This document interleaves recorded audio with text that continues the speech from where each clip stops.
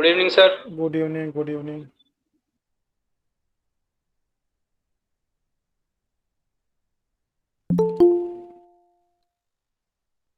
Good नमस्ते evening sir. Sir. Good evening, good नमस्ते evening. Sir. देखिए, जिन लोगों का यूपी एपीओ का एग्ज़ाम है उनके लिए हमने लगभग 100 क्वेश्चन आज भेजा है। पुलिस रेगुलेशन, पुलिस एक्ट के आंसर नहीं गए हैं। आप लोग क्या करेंगे, इन क्वेश्चन को सॉल्व करके एक पेपर पर कल शाम को 5 बजे के पहले भेज देना है। शाम को 5 बजे के पहले। और बेईमानी बिल्कुल नहीं, ठीक है। ऑनेस्टी से, गलत हो जाए होने दो, ठीक है। 5 बजे के बाद फिर हम आप लोग को आंसर दे देंगे। और जो ये क्वेश्चन जितना 94 या 95 है, इसमें से कम 10 क्वेश्चन मिनिमम आपको आइडेंटिकल फॉर्म में मिल जाएंगे, जो 15 नंबर का आपका एग्ज़ाम होगा, ठीक है। फिर आगे जैसा और होगा फिर आप लोग को दिया जाएगा। देखिए, आज हम लोग दो सेक्शन को पढ़ेंगे, सेक्शन 10 और सेक्शन 11 इंडियन कॉन्ट्रैक्ट का। देखिए, जो इंडियन कॉन्ट्रैक्ट का सेक्शन नंबर 10 है वो है कॉम्पिटेंसी ऑफ द कॉन्ट्रैक्ट। यानी जो कॉन्ट्रैक्ट होता है इसको करने के लिए कौन लोग कॉम्पिटेंट हैं, सक्षम। तो उसमें बताया गया है कि कौन कौन से लोग कॉम्पिटेंट होते हैं। तो पहला तो ये कहा गया है कि मेजर पर्सन हो, बोथ आर मेजर। मेजर मतलब वयस्क। फिर कहा गया कि दोनों पार्टीज के बीच में फ्री कंसेंट हो, बिना किसी दबाव धमकी के आपस में वो लोग एग्रीमेंट करें। फिर तीसरा है कि दोनों के बीच में एक लीगल एग्रीमेंट होना चाहिए। फिर ये कहा गया है कि दोनों के बीच में कंसिडरेशन होना चाहिए, प्रतिफल। और पांचवा ये कहा गया है कि जो एग्रीमेंट करे वो फोर्सबिल बाय लॉ हो, कानून के द्वारा जिसको लागू किया जा सकता है। फिर से सुन लो आप लोग। पहला है कि जो दोनों पार्टीज हो वो कॉम्पिटेंट हो, सक्षम हो। यहाँ पर कॉम्पिटेंसी का मतलब होता है एज की पॉइंट ऑफ व्यू से और फिजिकल पॉइंट ऑफ व्यू से। देखिए, जब इंडियन कॉन्ट्रैक्ट एक्ट बना था 1872 में, उसी के 3 साल के बाद एक कानून बना था, इंडियन मेजॉरिटी एक्ट। उसी के 3 साल के बाद बना था भारतीय वयस्कता अधिनियम। उस अधिनियम में एक ये कहा गया था कि 18 साल के जो बच्चे पूरे हो जाते हैं, चाहे वो लड़का हो चाहे लड़की हो, उनको कहा जाएगा मेजर। लेकिन ये शर्त थी कि वे अपने मदर फादर के साथ रहते हो। 18 साल के नीचे तक वो अपने मदर फादर के साथ अगर रहे हैं तो 18 साल पे वो हो जाते हैं मेजर। लेकिन अगर वो 18 साल तक किसी के गार्जियनशिप में रहे हैं, नेचुरल मदर फादर के साथ नहीं रहे हैं, तो उनको मेजर माना जाता है 21 ईयर में। इसका देखो रीज़न क्या था कि जो बच्चे अपने नेचुरल मदर फादर के साथ रहते हैं तो उनको बहुत सी फ्रीडम रहती है। उनको लगता है तो मेरा घर है, चाहे जहाँ बैठो, चाहे जब खाना खाओ, चाहे जो करो। लेकिन अगर कोई गार्जियनशिप में रहता है, कोई सपोज करिए अपने मामा के यहाँ, चाचा के यहाँ, नाना के यहाँ, तो वहाँ के रूल्स रेगुलेशन से बंधा होता है। उसका फिजिकल डेवलपमेंट उतना तेज़ी से नहीं होता जितना कि नेचुरल बच्चों का होता है। Good evening sir. Good evening. तो इसीलिए उनको 3 साल का टाइम दे दिया गया था। लेकिन 2000 में Indian majority amendment act, Indian majority amendment act, भारतीय वयस्कता संशोधन अधिनियम बना। और अब मेजॉरिटी की एज क्या हो गई है, 18। सभी के लिए कर दिया गया 18। 18 साल के जो भी बच्चे होंगे अब वो सब के सब मेजर होंगे, चाहे वो अपने पेरेंट्स के साथ रह रहे हैं चाहे किसी के गार्जियनशिप में रह रहे हैं। तब क्वेश्चन ये होता है कि सेक्शन 10 कहती है कि वैलिड कॉन्ट्रैक्ट के लिए जो पार्टीज होने चाहिए वो कॉम्पिटेंट होने चाहिए। सक्षम होने चाहिए। और सेक्शन 11 कहता है कि 3 लोग कॉन्ट्रैक्ट नहीं कर सकते, माइनर, लूनेटिक, अनसाउंड माइंड, पहला है माइनर, दूसरा है अनसाउंड माइंड, विकृत, और तीसरा कहा गया है कि जिसको कानून के द्वारा रोक दिया गया है।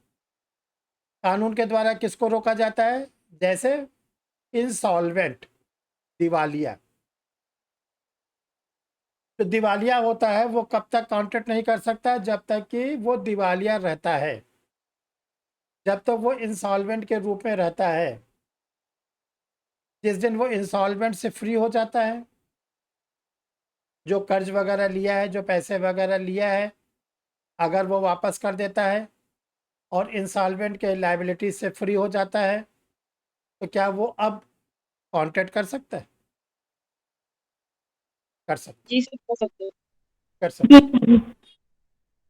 ठीक है। अगर किसी को सजा हो गई, जेल चला गया, अब कॉन्ट्रैक्ट कर सकता है? No sir. नहीं। मान लीजिए उसको क्षमादान मिल गया, छोड़ तब दिया कर गया, तो कर सकते। तो तीसरे का मतलब यह है कि जिनको रोका गया है। अब क्वेश्चन ये होता है कि सेक्शन 10 और सेक्शन 11 दोनों सेक्शन में कहीं पर भी ये नहीं कहा गया है अगर आप माइनर के साथ एग्रीमेंट कर लेते हो तो उसका रिजल्ट क्या निकलेगा, उसका परिणाम क्या निकलेगा। क्योंकि सेक्शन 10 कहती है कि माइनर एग्रीमेंट नहीं कर सकता, वो इनकॉम्पिटेंट है। और 11 कहती है कि 3 लोग को एग्रीमेंट करने से रोका गया है। तो अगर कोई माइनर के साथ एग्रीमेंट हो जाता है तो ये वाइड होगा, वाइडेबल होगा, इनलीगल होगा, लीगल होगा, ये जाएगा कहाँ? कोई ना कोई तो इसका परिणाम निकलना चाहिए ना। तब ध्यान रखिएगा, प्रीवी काउंसिल ने मोहरी बीबी वर्सेस धर्मोदास घोष, मोहरी बीबी वर्सेस धर्मोदास घोष के केस में उसके जज साहब थे लॉर्ड नॉर्थ। ये आपके प्री के एग्जाम में आता है, जज का नाम पूछा जाता है कि मोहरी बीबी वर्सेस धर्मोदास घोष का जो केस था उसके न्यायाधीश कौन थे। फिर आप लोग से पूछा जाता है कि जो मोहरी बीबी बनाम धर्मोदास घोष का केस था किस न्यायालय का था। तो आप लोग याद रखिएगा कि ये प्रिवी काउंसिल का केस था लॉर्ड नॉर्थ का। अब देखिए इसमें जो लॉर्ड नॉर्थ थे उन्होंने क्या कहा, ये आपके लिए बहुत इंपॉर्टेंट है प्री के पॉइंट ऑफ व्यू से। उन्होंने कहा कि जो माइनर के साथ एग्रीमेंट होता है वो एबिनिशो वाइड होता है। एबिनिशो वाइड, ये लैटिन वर्ड है, एबिनिशो वाइड। एबिनिशो वाइड को हम लोग जानते हैं नल एंड वाइड, शून्य और अकृत। और इसको हम लोग तीसरे नाम से जानते हैं प्रारंभतः शून्य। क्या क्या इसको आपको याद करना है? माइनर के साथ किया गया एग्रीमेंट एबिनिशो वाइड होता है, नल एंड वाइड होता है। और हिंदी में अगर इसको हम पढ़ेंगे तो ये शून्य होता है, अकृत होता है, प्रारंभतः शून्य होता है। जब शून्य बोलेंगे साथ में अकृत जरूर लगा देंगे, अकेला शून्य नहीं बोलेंगे। और अकृत और शून्य को मिला दिया जाता है तो उसका नाम बन जाता है प्रारंभतः शून्य। इसको चाहे आप एबिनिशो वाइड कहिए और चाहे इसको नल एंड वाइड कहिए। अब यहाँ पे ये आता है कि क्या हम माइनर से एग्रीमेंट नहीं कर सकते? ये तो आधा क्वेश्चन है आप लोग का। क्या माइनर के साथ हम लोग एग्रीमेंट कर सकते हैं कि नहीं कर सकते? कोई कंडीशन ऐसी है, कोई इसका अपवाद है? हर्षित, हाँ, पंखा चला के बैठे हो, जरा बताओ कर सकते हैं हमारे साथ एग्रीमेंट, कब? पेरेंट्स की कंसल्ट लेके। अच्छा, बैठे बैठे और बना तब कर देंगे। सक नहीं नहीं, और उसमें और इस कंडीशन में कर सकते हैं अगर माइनर का उसमें प्रॉफिट हो रहा हो, नो, तब कर सकते हैं नो, एग्रीमेंट। नो।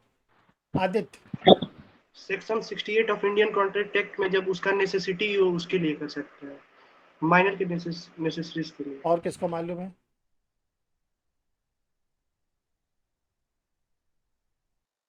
संध्या, आपको मालूम है? सर उसकी तरफ से कोई संरक्षक उसके फायदे के लिए कर सकता है। हम्म। सर उसकी तरफ से कोई संरक्षक उसके फायदे के लिए कर सकता है। जैसे? सर जैसे मान लीजिए कि अवैध को मान लीजिए बहुत पैसे की बहुत नीड है, उसकी प्रॉपर्टी को सेल करना है उसकी जरूरत के लिए, नहीं, वो तो तो वो अलग चीज है। क्या माइनर कर सकता है कि नहीं? क्वेश्चन ये, माइनर कर सकता है कि नहीं? माइनर कुछ नहीं कर सकता है। नहीं कर सकता। नहीं। अच्छा देखो, इसका अपवाद मिलता है सेक्शन 68। गार्जियन तो सब कुछ कर सकता है। माइनर के नाम से अकाउंट खोल सकता है, माइनर के नाम से बिजनेस कर सकता है, माइनर को अपने बिजनेस में पार्टनर बना सकता है, माइनर के लाभ के लिए बहुत से काम कर सकते हैं, वो मतलब नहीं है। जब बच्चा माइनर होता है तो उसका डिसीजन कौन लेता है? पेरेंट्स पेरेंट्स लेते हैं। जो उसके संरक्षक बनाए गए हों। हाँ, जो भी मतलब उसके है, चाहे वो नेचुरल मदर फादर है या कोई गार्जियन है। देखो 68 क्या कहता है। 68 है नेसेसिटी फॉर लाइफ, जीवन की आवश्यकताओं की पूर्ति। Necessity for life. अगर किसी अवयस्क को, माइनर को, उसके पास बहुत पैसे हैं, सब कुछ है, और वो चाहता है कि हमारे जीवन की आवश्यकता की पूर्ति के लिए, नेसेसिटी के लिए हमसे कोई एग्रीमेंट कर ले या हम किसी से एग्रीमेंट कर ले, ताकि जो हमारी मिनिमम नीड्स है वो पूरी होती रहे। सपोज करिए एक माइनर के पास एक मकान है, उसमें 10 कमरे हैं। ठीक। माइनर ये चाहता है कि मेरा मकान किराए पे उठ जाए तो मुझे कुछ पैसे मिलने लगे, तो मेरा खर्च चलने लगे। तो क्या माइनर किराए पे उठा सकता है? या कोई व्यक्ति माइनर का मकान किराए पे ले सकता है? सर नहीं ले सकता है। बताइए। माइनर अपना मकान किराए पे उठा सकता है कि नहीं उठा सकता? Question number 1। क्वेश्चन नंबर 2 ये है कि क्या हम मेजर हैं, हम माइनर का मकान किराए पे ले सकते हैं? सर नहीं ले सकते हैं। इसी को देखो बोलते हैं संविदा कल्प, इसी को बोलते हैं क्वासी कॉन्ट्रैक्ट। जो क्वासी कॉन्ट्रैक्ट होता है, ये जनरल प्रिंसिपल ऑफ जो रूल्स है इंडियन कॉन्ट्रैक्ट एक्ट का, उसका एक्सेप्शन होता है। जो माइनर है, अगर उसके पास अपने नेसेसिटी को पूरा करने के लिए केवल एकमात्र मकान है, ठीक है, तो वो किसी से कॉन्ट्रैक्ट कर सकता है जीवन की आवश्यकताओं की पूर्ति के लिए। जो मेजर पर्सन माइनर से एग्रीमेंट कर रहा है, वो माइनर से कर रहा है कि माइनर की प्रॉपर्टी से कर रहा है? माइनर से ही कर रहा है। माइनर सर के, 8 में जो प्रोविजन है कि रुकिए अगर आप, कोई, रुकिए फिर, रुकिए आप, रुकिए। पहले आप लोग बताइए कि जो मेजर पर्सन है वो माइनर से कोई एग्रीमेंट कर रहा है। मान लो माइनर कहता है कि मुझे 5 महीने का किराया एडवांस में दीजिए, तो वो मकान के एवज में दे रहा है कि माइनर को दे रहा है? मकान के एवज में। मकान। कल मान लीजिए माइनर मुकर गया, तो कल माइनर मुकर गया तब सर नहीं कर सकता उसके साथ कॉन्ट्रैक्ट। तो वो उसके मकान से रिकवरी कर लेगा। देखो बहुत बारीकी की चीज़, इसको क्लियर रूप में समझिए, फिर जिसको जो पूछना होगा सब पूछेगा, आंसर बताते हैं। अच्छा, माइनर ये जो करने जा रहा है एग्रीमेंट, किस चीज़ के लिए करेगा? जीवन की आवश्यकताओं की पूर्ति। जिसको हम लोग कहते हैं नेसेसिटी फॉर लाइफ। एक व्यक्ति की जीवन की आवश्यकताओं की पूर्ति के लिए क्या क्या जरूरी है? Minimum needs. Food, shelter, education, health. Kashyap, yes sir. क्या क्या खाना जरूरी है? पीना सर, पीना? खाना पीना रहना, ये पीना क्या होता है? मतलब खाना यही सर। इंटरव्यू में बोलोगे, जब सिलेक्शन नहीं नहीं होगा सर, तो पीना क्या होता है? गवर्नमेंट के ब्रांड बताए। रोटी, कपड़ा, मकान, शिक्षा, स्वास्थ्य। जैसे हम आप लोग को सिखाते बस ऐसे बोलो, ठीक है ना। बिहार में तो वैसे भी पीना प्रतिबंध है, तो कैसे आप रट लिए हो? रो रोटी, कपड़ा, मकान, शिक्षा, स्वास्थ्य। इसके अलावा जितने भी चीज होते हैं उनको बोलते हैं लग्जरी आइटम, भोग विलास की वस्तु। Bike, car, AC, Android mobile, जितने भी चीजें हैं सब लग्जरी आइटम। तो जो माइनर है वो अपने जीवन की आवश्यकताओं की पूर्ति के लिए किसी दूसरे व्यक्ति से संविदा कर सकता है, और ऐसे कॉन्ट्रैक्ट को हम लोग क्या बोलते हैं? जो इस प्रकार का संविदा का निर्माण होता है, फॉर्मेशन ऑफ द कॉन्ट्रैक्ट, इसका नाम क्या होता है? क्वासी। इसको कई नाम हो जाए, संविदा कल्प, अर्ध संविदा, राजनियम द्वारा सृजित संविदा। तो जो मेजर पर्सन, उसको सपोज करिए उसके एजुकेशन के लिए माइनर के पास एक मकान है, और उसके एवज में माइनर 5,000 रुपये किसी से मांगा कि मुझे अपने कॉलेज की फीस जमा करना है, मुझे कपड़े खरीदने हैं, और मैं आपका पैसा 15 दिन में वापस कर दूंगा। तो आपने जो एग्रीमेंट, और माइनर ने ये बोला कि अगर कोई दिक्कत होगी तो ये मेरा मकान तो है ही। तो अगर मान लीजिए माइनर आपको 5,000 नहीं दे रहा है तो आप रिकवरी कर सकते हो कि नहीं? कर सकते हैं। आपने प्रॉपर्टी फ्री होगी केवल। हाँ, आपने माइनर का जो एग्जिस्टेंस है, मकान है, प्लाट है, बाग है, बगीचा है, कुछ भी है, लेकिन देखो शर्त समझे रहना, जो आप उसको कुछ भी दे रहे हो जीवन की आवश्यकताओं की पूर्ति के लिए। और कहीं आपका इंटेंशन ये है कि माइनर को ऐसा करो, कोई ड्रग सप्लाई कर दो, इसको नशेड़ी बना दो, ताकि ये नशे में डूब जाए, इसकी प्रॉपर्टी हम कब्जा कर लें। खूब होता है। जो दूर के रिश्तेदार वगैरह होते, देखते माइनर हैं तो वो सोचते हैं कि इतना बिगड़ जाइए ताकि आयु के पहले चला जाए, मैं इसकी प्रॉपर्टी हड़प लूँ। तो वो कॉन्सेप्ट यहाँ पे नहीं। जीवन की आवश्यकताओं की पूर्ति के लिए, जीवन की आवश्यकताओं की पूर्ति के लिए अगर हम किसी माइनर को कोई धन या वस्तु देते हैं, और इस एवज में देते हैं कि माइनर के पास उसके बदले में कोई वस्तु या धन है, मकान है, प्लाट। मान लीजिए माइनर के पास कुछ नहीं है, कुछ भी नहीं है, अब आपसे 10,000 रुपये ले रहा है, तो आपने दे दिया जीवन की आवश्यकताओं की पूर्ति के लिए। तब कैसे तो उसकी माइनर लाइफ रिकवरी में होगी? नहीं होगा। तो कैसे आप रिकवरी करोगे? यहाँ पे ध्यान रखिएगा, एग्रीमेंट करते तो माइनर से, लेकिन उसकी प्रॉपर्टी को ध्यान में रखकर, उसकी प्रॉपर्टी चाहे वो मोएबल प्रॉपर्टी हो चाहे इमोबल प्रॉपर्टी हो, उसको ध्यान में रखकर आप देते हो। और जो आपका एग्रीमेंट का लेटर बनेगा, उस एग्रीमेंट के लेटर में आप उस चीज़ का मेंशन करोगे कि जो इनको मैं 20,000 रुपया दे रहा हूँ, 10,000 रुपये दे रहा हूँ, इनके स्कूल की फीस दे रहा हूँ, इनको मैं दवा के लिए पैसे दे रहा हूँ, नेसेसिटी फॉर लाइफ।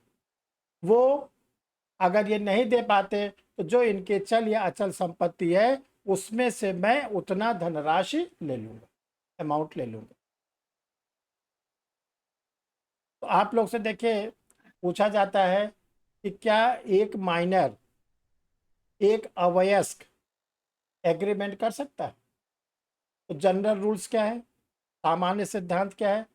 सामान्य सिद्धांत ये है कि संविदा के यानी कि जो कॉन्ट्रैक्ट होता है, ऑफरर या एक्सेप्टर जो भी होंगे वो क्या होने चाहिए? मेजर होने चाहिए। इसलिए जनरल रूल्स तो ये कहता है कि हम लोग माइनर के साथ एग्रीमेंट नहीं कर सकते। पागल के साथ कर सकते हैं? पागल के साथ हम लोग एग्रीमेंट कर सकते हैं? तो नहीं।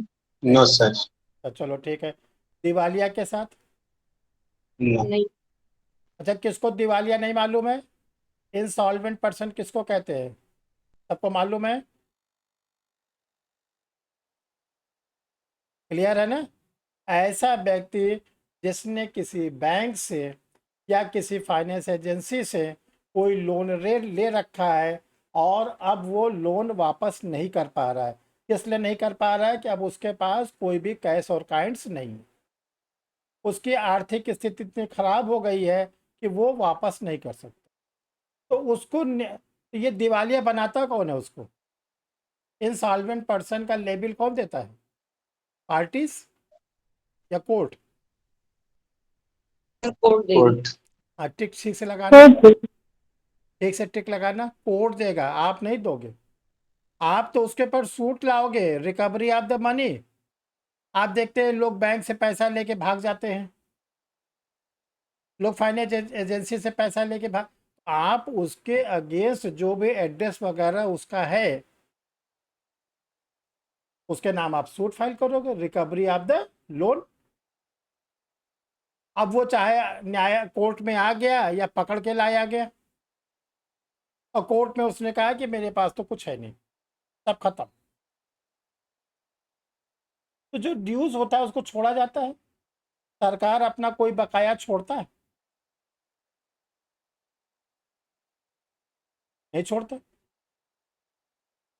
आप लोग कोविड में अभी 1.5-2 साल सब लोग रहे और अभी भी थोड़ा बहुत चल रहा है, ख़त्म नहीं हुआ है। कोई ड्यू सरकार ने छोड़ा? बिजली का बिल, पानी का बिल, बच्चों की स्कूल की फीस, बताइए कुछ छोड़ा हो बैंक तो बताइए। इंस्टॉलमेंट हैं? नहीं सर, होल्ड पे तो डाल दिया लेकिन वो लिया। बच्चों के स्कूल से फ़ोन आता था कि ऑनलाइन पढ़ाई हो रही, पैसा जमा कर, दिन में 5-6 बार आता था। बिजली का बिल जो समय था वही डेट पे आ जाता था, water tax, house tax, income tax. तो ये ध्यान रखिएगा, सरकार अपनी ड्यूज को नहीं छोड़ता। अब जब वो सर। बैंक का कर्ज लिया है, फाइनेंस एजेंसी से, बता रहे फाइनेंस एजेंसी से पैसा लिया है और वो ये कह रहा है कि अब मेरे पास कुछ नहीं, तो कुछ नहीं तो उसको एक लेबल लगा के छोड़ा जाएगा। वो लेबल क्या है? दिवालिया, इंसॉल्वेंट। अब देखिए, जितने रुपए का वो कर्जदार है, 5,000, 10,000, 5 लाख, 10 लाख, जो भी अमाउंट है, अगर किसी भी लीगल सोर्स से उसके पास पैसे आते हैं और वो पैसा ले जाके जमा कर देता है, बैंक का पैसा है तो बैंक में जमा कर देता है, गवर्नमेंट के ड्यूज है तो गवर्नमेंट को दे देता है, तो उसको इंसॉल्वेंट के जो उसके ऊपर लेबल लगा उससे कर दिया जाएगा फ्री। अब वो कैसा नागरिक हो जाएगा, कैसा सिटीजन कहलाएगा? आम नागरिक। सामान्य नागरिक। अब वो एग्रीमेंट कर सकता है? यस कर सकते। कर सकता है। देखो जितना है सब समझ लो अच्छी तरह से। तो माइनर नॉर्मली एग्रीमेंट नहीं कर सकता है, लेकिन नेसेसिटी फॉर लाइफ के लिए अंडर सेक्शन 68 में कर सकता है। जो इंसॉल्वेंट होता है वो एग्रीमेंट नहीं कर सकता, लेकिन अगर इंसॉल्वेंट का जो लेबल उसके ऊपर लगा है वो लेबल खत्म हो जाता है, खत्म कौन करेगा? वो खुद करेगा और कोई दूसरा नहीं करेगा। तो खत्म हो गया तो वो भी कर सकता है। ठीक। अब आइए पागल। सर मान लो दिवालिया हो गया है कोई हम्म। और उसके पास फिर से प्रॉपर्टी वगैरह, कैश वगैरह सब कुछ आ जाता है और वो सरकार को या बैंक को पैसा नहीं देता है तो? छीन लिया जाएगा।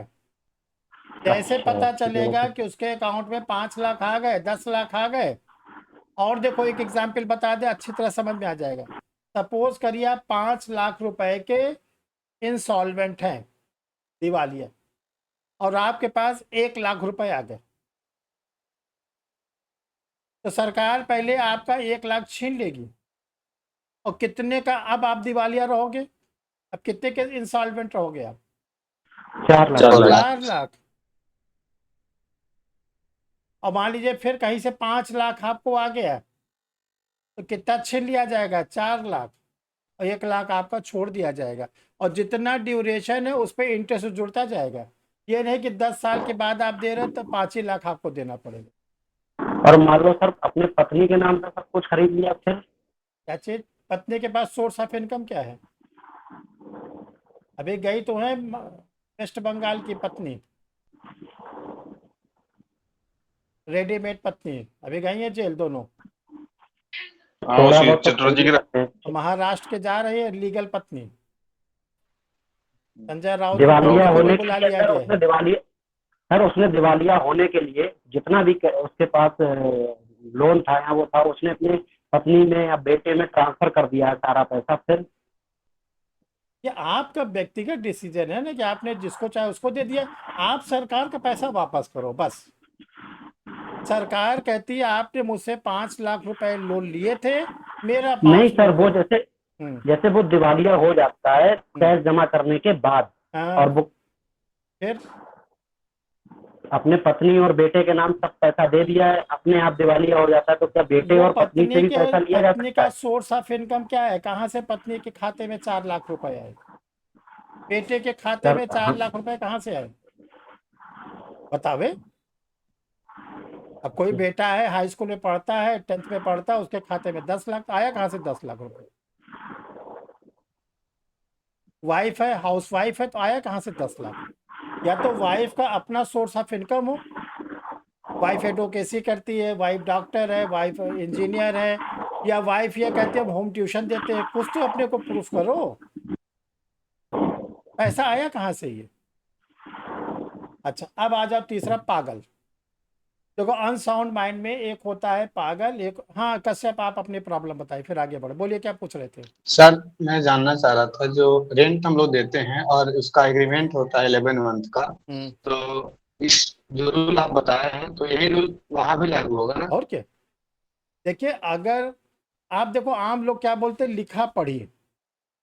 कि लिखा पढ़ी का क्या मतलब होता है? लोग कहते हैं आज हमने इनका खेत लिखवा लिया, आज इनका हमने मकान लिखवा लिया। ये लिखवा लिया, ये कॉमन मैन बोलता है, इसका क्या मतलब होता है?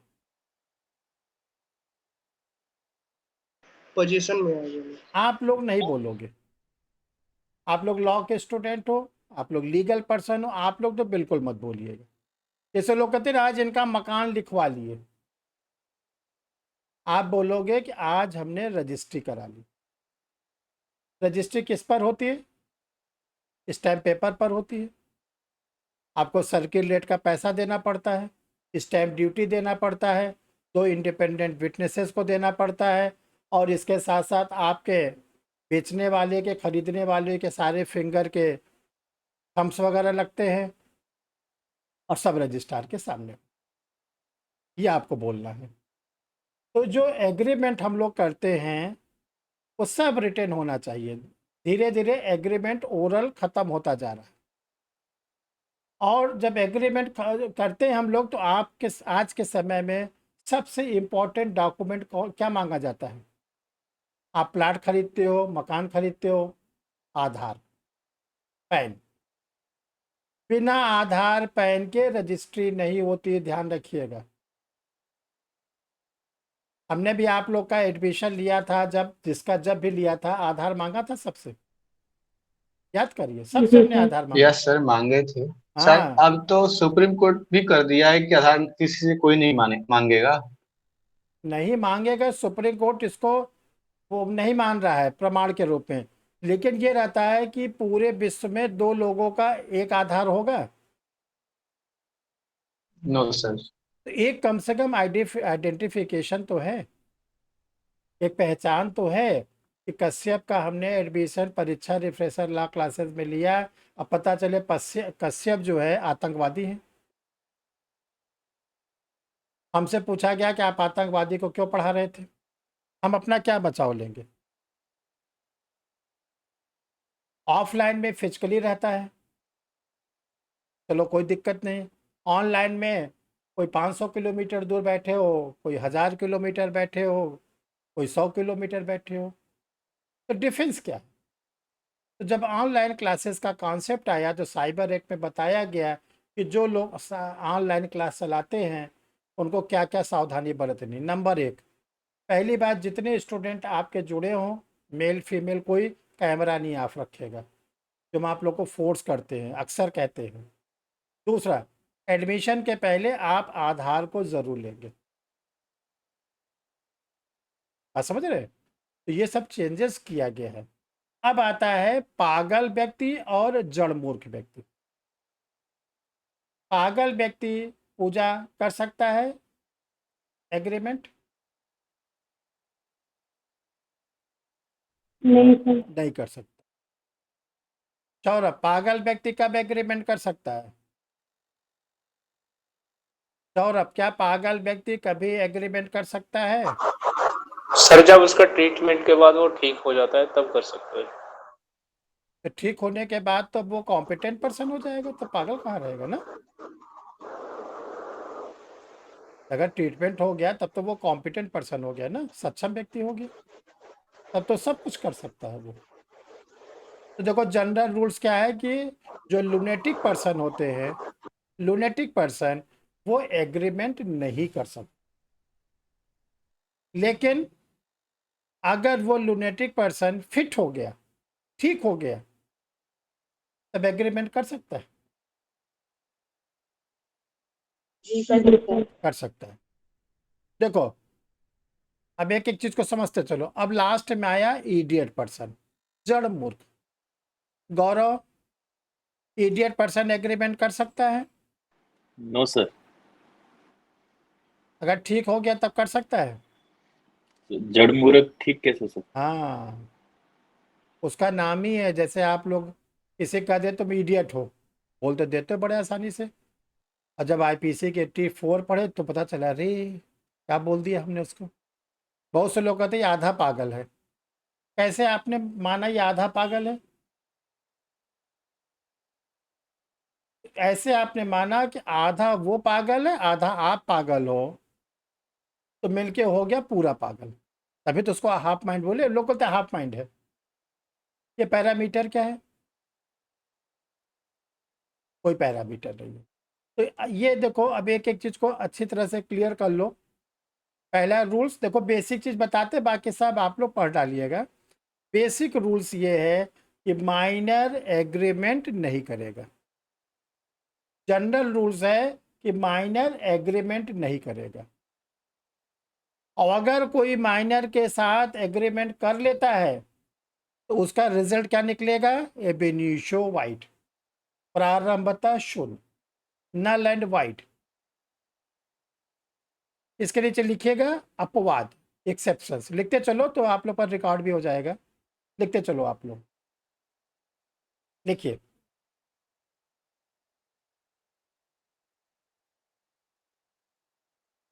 जनरल रूल्स,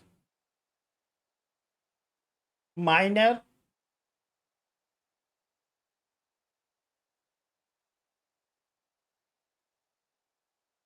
एग्रीमेंट करार नहीं कर सकता है।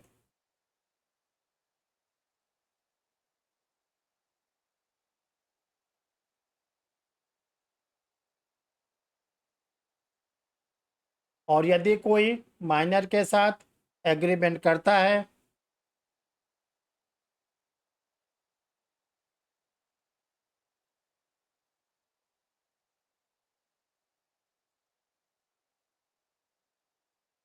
तो ऐसा एग्रीमेंट एबिनिशो वाइड, ऐसा agreement ab initio void, null and wide.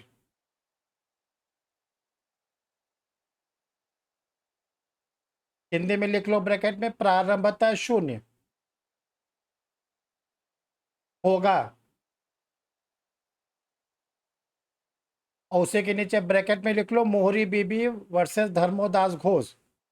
जो आप ये कह रहे हो ये आपका ये स्टेटमेंट है Mohori Bibi versus Dharmodas Ghosh, Lord North इसके जज थे। नेक्स्ट, लुनेटिक पागल व्यक्ति,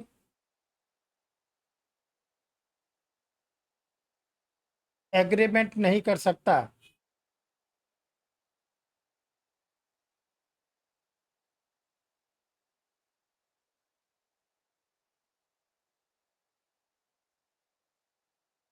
किंतु यदि वह स्वस्थ हो जाता है, फिट हो जाता है,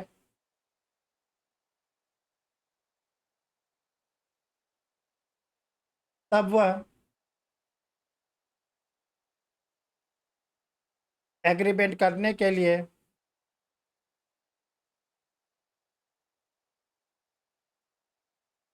कॉम्पिटेंट है, सक्षम है।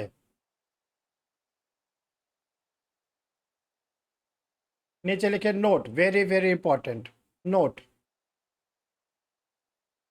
एक माइनर या एक लुनेटिक, एक अवयस्क या एक पागल,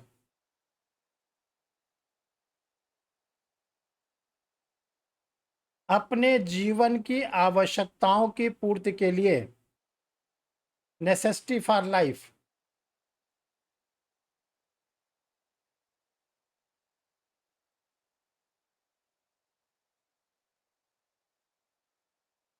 एग्रीमेंट कर सकता है। अपने जीवन करने की अपने जीवन की आवश्यकताओं की पूर्ति के लिए, नेसेसिटी फॉर लाइफ के लिए एग्रीमेंट कर सकता है।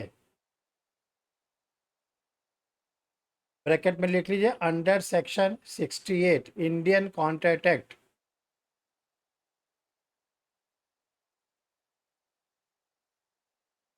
नेक्स्ट नीचे लिखे, यहाँ पर जीवन की आवश्यकताओं के अंतर्गत, यहाँ पर नेसेसिटी फॉर लाइफ के लिए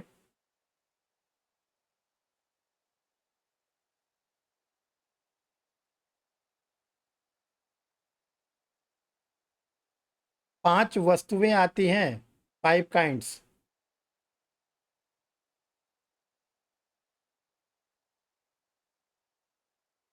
पांचों लिख लो, रोटी फूड्स,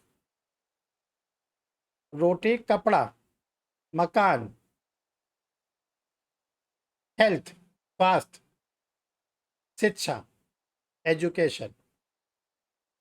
रोटी कपड़ा मकान स्वास्थ्य शिक्षा।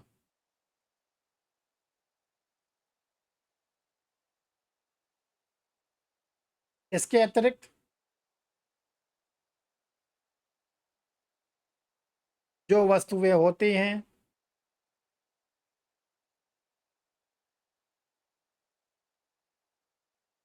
उन्हें लग्जरी आइटम, भोग विलास की वस्तु माना जाता है। इसके अतिरिक्त जो वस्तुएं होती हैं उनको लग्जरी आइटम, भोग विलास की वस्तु माना जाता है।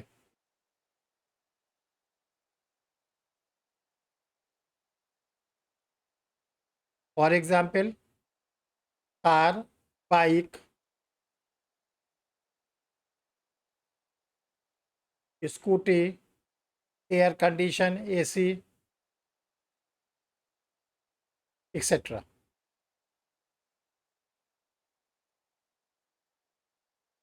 नेक्स्ट, 1875 में 1875 में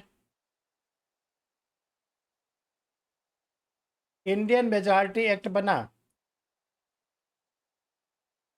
भारतीय वयस्कता अधिनियम, भारतीय वयस्कता अधिनियम इंडियन मेजॉरिटी एक्ट बना। इसकी सेक्शन 3 के अनुसार, इस एक्ट की सेक्शन 3 के अनुसार जो बच्चे अपने सर इस एक्ट की धारा 3 सेक्शन 3 के अनुसार जो बच्चे अपने पेरेंट्स के साथ रहते हैं, जो बच्चे अपने पेरेंट्स के साथ रहते हैं वे 18 वर्ष पूरे होने पर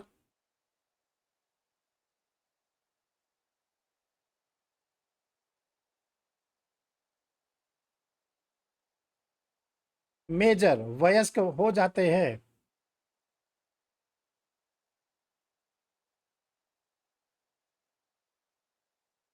और जो बच्चे किसी की संरक्षकता गार्जियनशिप में रहते हैं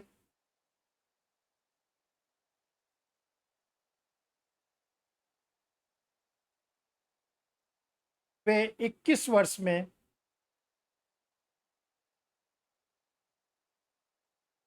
मेजर होते हैं, वयस्क होते हैं।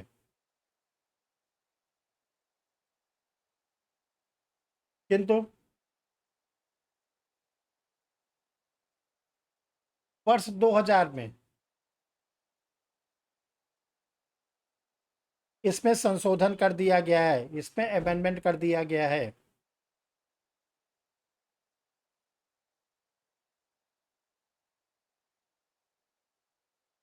पैरा चेंज करिए। Indian majority, Indian majority bracket में amendment act, Indian majority bracket में अमेंडमेंट एक्ट 2000, भारतीय वयस्कता संशोधन अधिनियम 2000 के द्वारा अब सभी बच्चों को 18 वर्ष पर मेजर माना जाएगा। अब सभी बच्चों को 18 वर्ष में मेजर माना जाएगा, वयस्क माना जाएगा।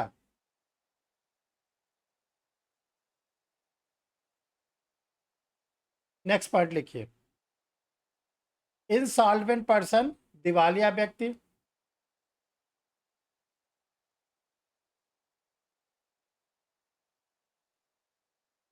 वह व्यक्ति होता है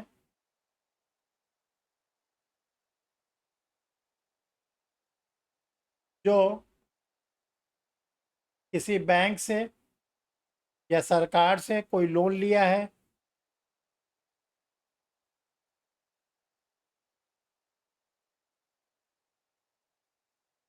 और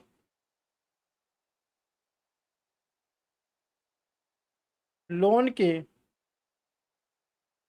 अमाउंट्स को, धनराशि को नहीं दे पा रहा है,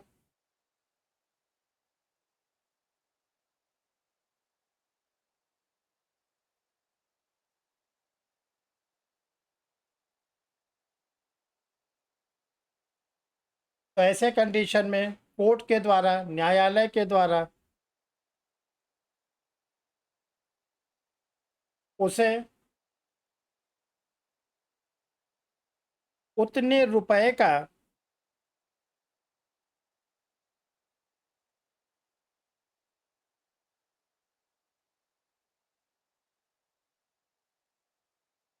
दिवालिया, इंसॉल्वेंट बना दिया जाता है।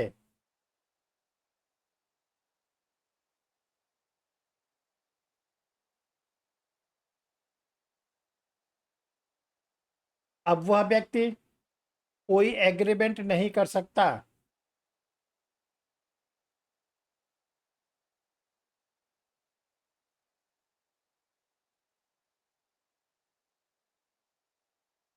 किंतु यदि वह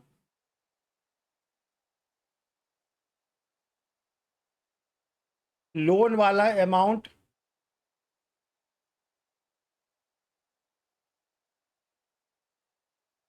वापस कर देता है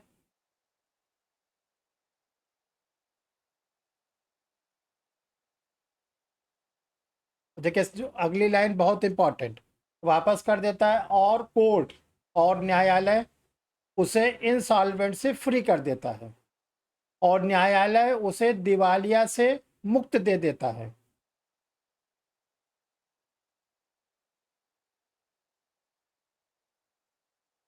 तब ऐसा व्यक्ति एग्रीमेंट करार कर सकता है।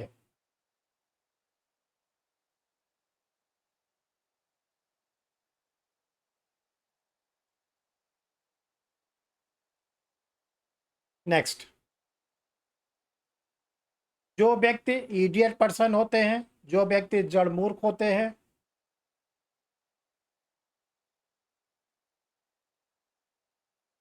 वे अपने पूरे जीवन, जो व्यक्ति जड़ मूर्ख होते हैं वे अपने पूरे जीवन तक कभी भी कोई एग्रीमेंट नहीं कर सकते।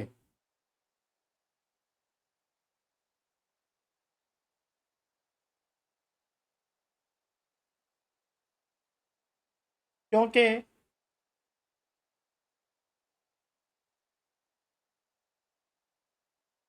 इडियट पर्सन, जड़ मूर्ख व्यक्तियों का कोई इलाज नहीं होता।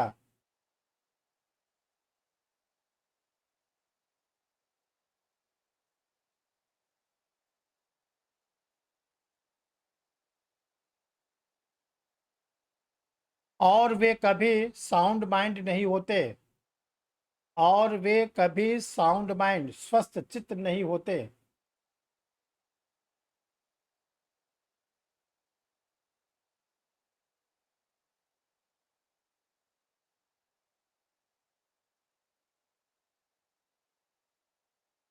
नेक्स्ट, यदि कोई कन्विक्टेड पर्सन है, यदि कोई अपराधी व्यक्ति है,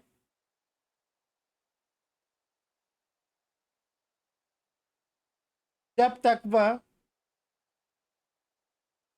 जेल में रहता है कोई करार एग्रीमेंट नहीं कर सकता।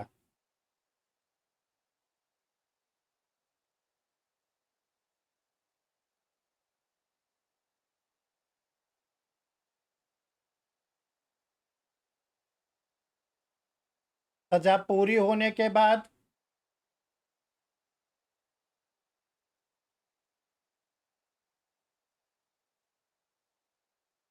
वह एग्रीमेंट कर सकता है।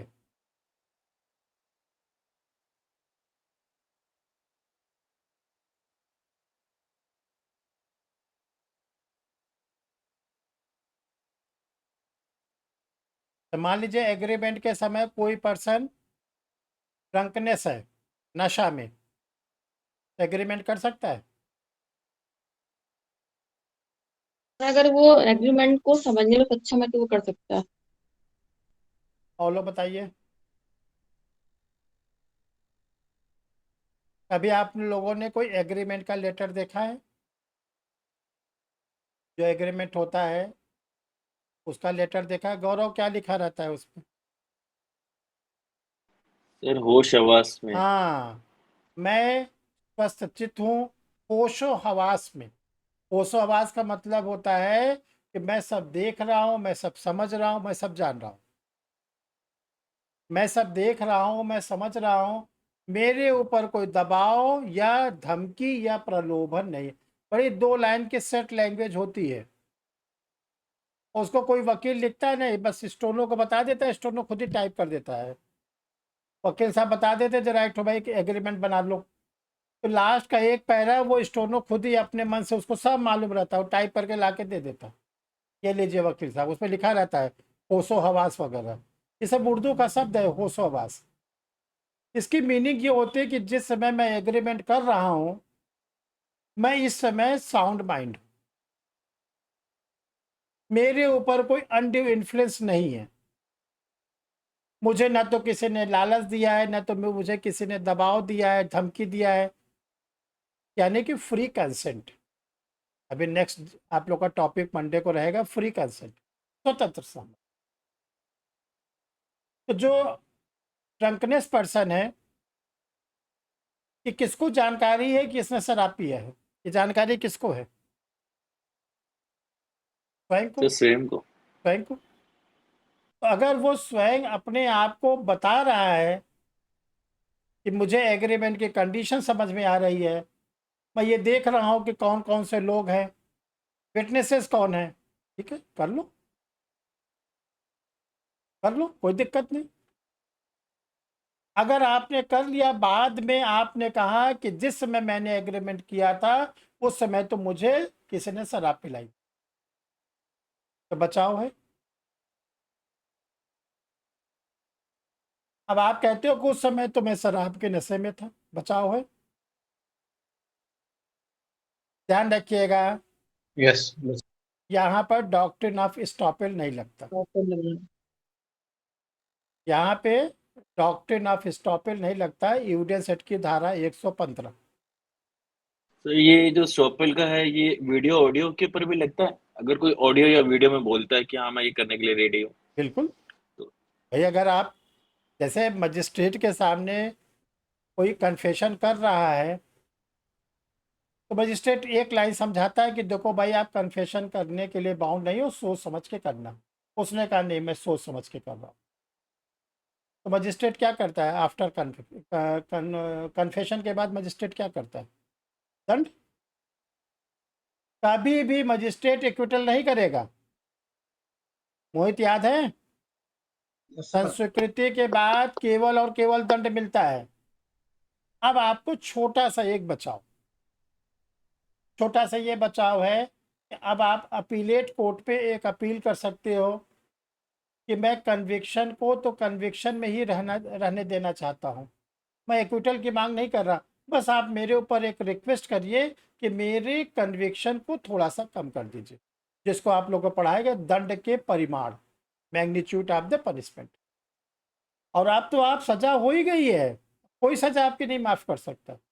ऐसे अगर आप चाहे ऑडियो, चाहे वीडियो, चाहे रिटन फॉर्म में अगर आप सिग्नेचर करते हो कि मैं फ्री माइंड से कर रहा हूँ, फ्री कंसेंट से कर रहा हूँ, मेरे ऊपर कोई दबाव नहीं है, मैं नशे में नहीं हूँ, और आपने सिग्नेचर किया, तो बाद में आपको इसका बचाव नहीं दिया जाए। इसी को आप लोग को पढ़ाया गया है इंडियन एविडेंस एक्ट में, विबंध का सिद्धांत, डॉक्ट्रिन ऑफ स्टॉपेल। लिखिए, इसको लिखिए, फिर आज क्लास खत्म करते हैं, फिर मंडे को पढ़ाएंगे। लिखिए आप लोग, नशे वाला व्यक्ति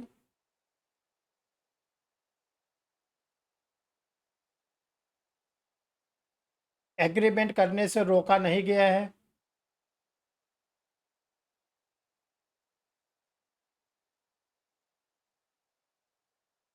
ड्रंकनेस पर्सन एग्रीमेंट करने से रिस्ट्रिक्टेड नहीं है। केवल शर्त यह है कि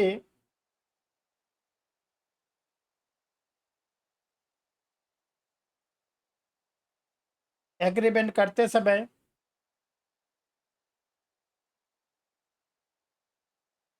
वह सभी फैक्ट्स को, सभी तथ्य को समझ रहा है और साथ ही स्वतंत्र सहमति, फ्री कंसेंट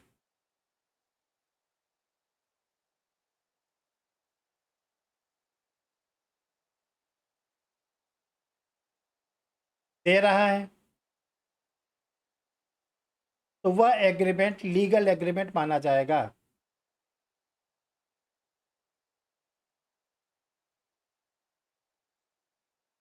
बाद में उसे अपने को नशे की स्थिति में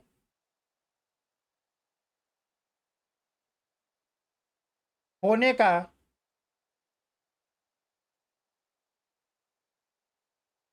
बचाव नहीं दिया जाएगा। बाद में वो ये नहीं कर सकता है कि उस दिन मैं नशे में था।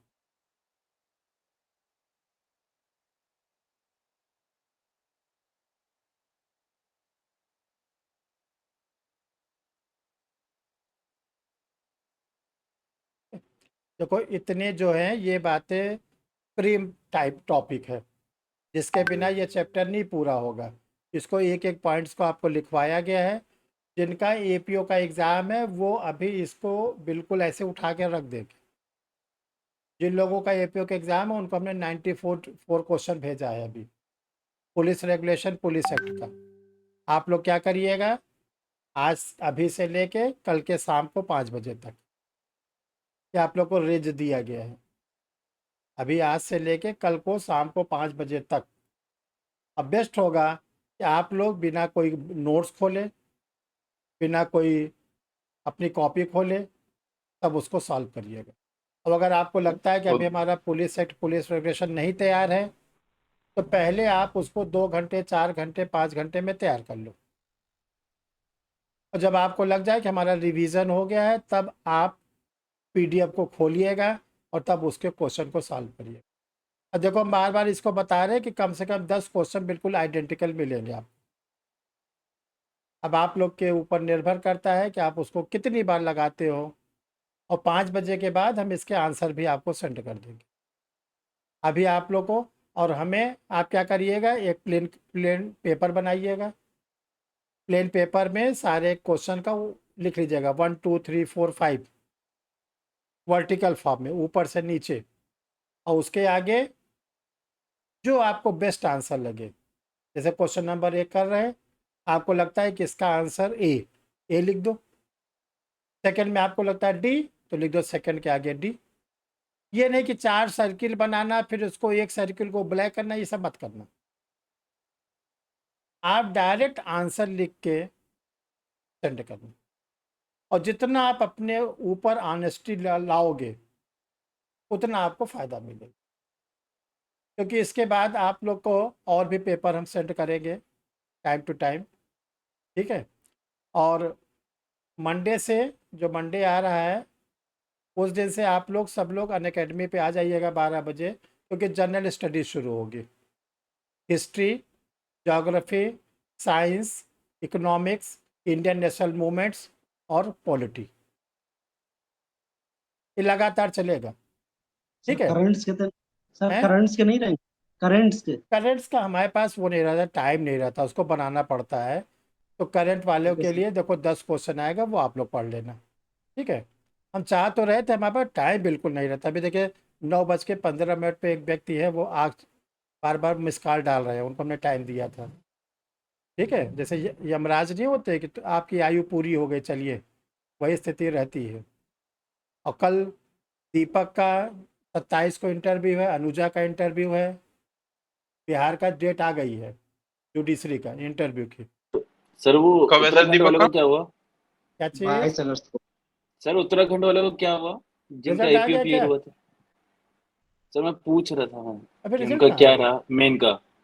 अब रिजल्ट आवे तो पता चले उन लोग की क्या पोजीशन है। 5 लोग थे अपने यहाँ से, तो रिजल्ट आएगा तो पता नहीं। दीपक का बिहार का सिविल जज का इंटरव्यू है, डेट आ वो गई मालूम। है। आज हमको दीपक ने दोपहर में जब बताया, हमने मना किया, अब आप क्लास मत किया करो। तो कल संडे को उनको 2 घंटे टाइम देना है। और एक स्टूडेंट है अनुजा, वो आ चुकी है आप लोग के बीच में, अपना वीडियो भी दी थी, तो उनका भी इंटरव्यू है, ठीक है।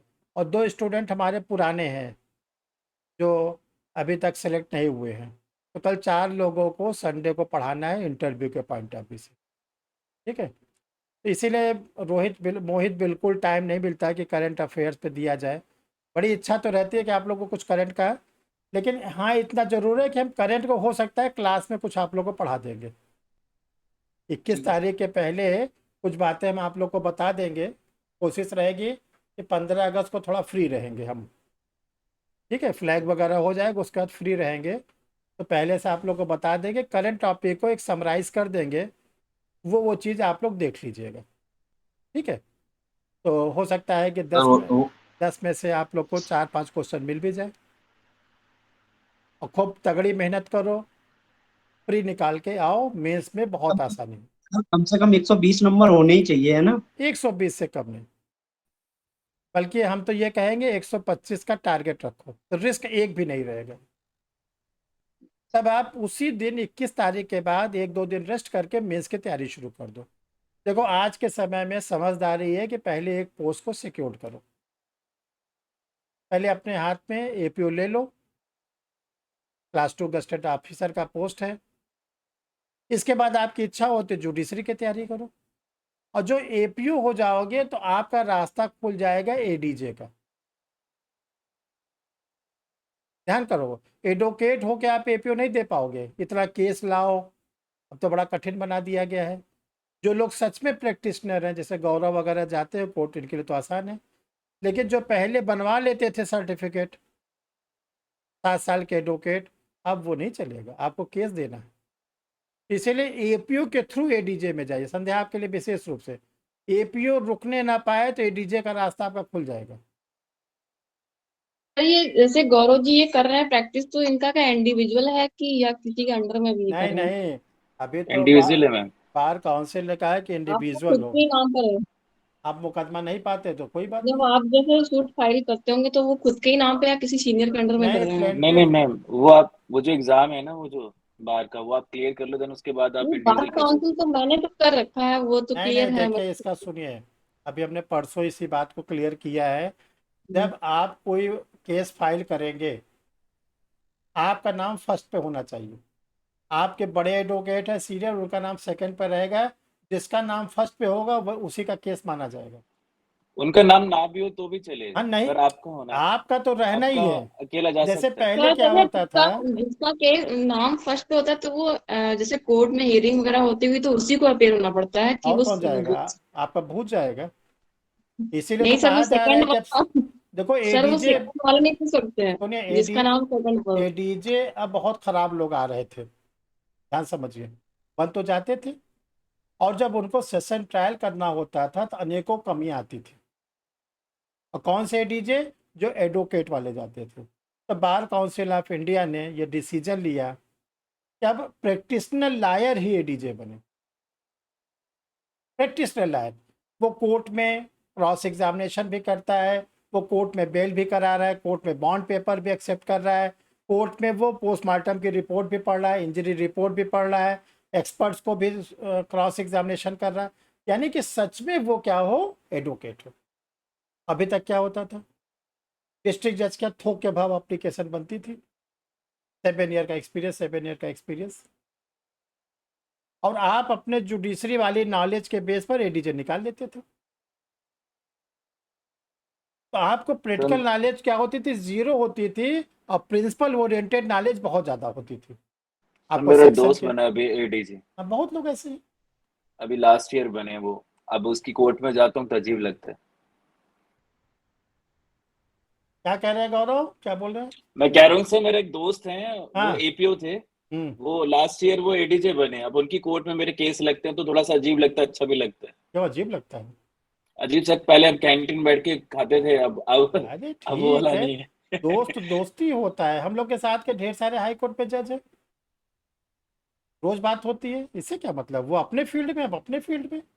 पर सर खुशी बड़ी होती है उसे सामने हाँ बैठे ये देख के देखो, ना। कोई खुशी फील्ड बहुत छोटी होती है। नहीं होती, कोई फील्ड छोटी नहीं होती। आप लोग को ताजुब होगा, 6-6 महीना, 7-7 महीना हो जाता है, हम लोग की मुलाकात नहीं होती। वो अपने फील्ड में बिजी, हम अपने फील्ड में बिजी। और सर एक उन्हीं चीज और रहती है, और सर उन्हीं ये की मजे भी जरूरत हमको पूरे लेते पड़ती है, हैं। हमको नहीं उनकी जरूरत पड़ती, उन्हीं को हमारी जरूरत पड़ती है। कहीं उनका बेटा को क्लैट करना है, कहीं साली को क्लैट करना है, किसी को जुडिशरी करना है। तो कहने का मतलब कोई चीज छोटा नहीं होता। आप एपीओ बन जाओ, उसके बाद आप जुडिशरी निकाल लो। तो कहने का देखो कंक्लूजन क्या है, ध्यान से समझ जाओ, क्या आप लोग को समझा रहे हैं। सबसे पहले एपीओ छूटने न पाए। और अभी आप लोग 10 घंटे, 11 घंटे, 12 घंटे, जितना टाइम दे सको, किसी भी तरह से प्री क्वालिफाई कर जाओ। मेंस बहुत सरल है, ध्यान रखिएगा। और इंटरव्यू के 50 नंबर, मिनिमम आपको 35 तो मिलना ही मिलना है। अगर आप वहाँ पे नॉर्मल रूप में अपियर होती हैं, सही सही बात को बताती है, 35 नंबर के दावेदार तो आप हो जाओगे। सर जनरल स्टडीज में थोड़ी दिक्कत आ रही है। नहीं, जनरल स्टडीज प्री के बाद आप लोग मेंस की क्लास करिए, जनरल स्टडीज के किसी टीचर से। हम तो आप लोग से बार बार कहते हैं, मेंस के लिए आपको क्लास करनी पड़ेगी। और इसके साथ साथ जिनका एचजेएस है उनको जीएस की क्लास करनी पड़ेगी, जिसका यूपी का सिविल जज है उनको जीएस की क्लास करनी पड़ेगी। तो आप लोग क्या करेंगे कि पहले इस एपीओ को निकालिए, और निकालने के बाद खुशी उसी मनाइए, लेकिन अपना फिर सेकेंड इनिंग खेलिए। सेकेंड इनिंग ये है कि जिसकी एज जुडिशरी की है वो फुली जुडिशरी में लग जाए, और जिसकी एज एडीजे की है वो एडीजे में लग जाए। क्योंकि देखो एपीओ एपीओ है, जज जज है, एपीओ एपीओ है, और जज जज है। जैसे मोदी जी है, राहुल गांधी है, राहुल गांधी है। ऐसे कोई अंतर है दोनों में, राहुल गांधी में, मोदी जी में? बहुत सर अंतर है पक्का सर, अंतर है धरती बस। आसमान का। किसमें ज्यादा योग्यता है? राहुल गांधी में ज्यादा योग्यता है वैसे तो।